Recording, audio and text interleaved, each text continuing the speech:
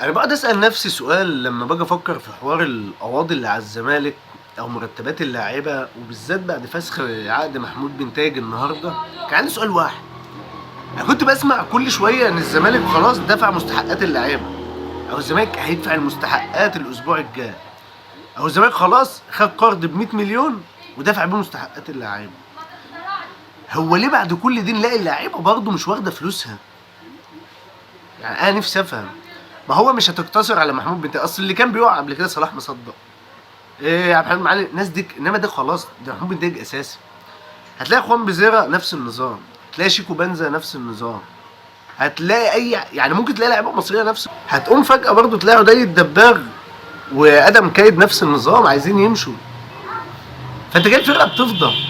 ما علينا من اهميه اي حد في دوما، ما علينا من ادوارهم في الملعب، بس انت الفرقه كلها بتفضى.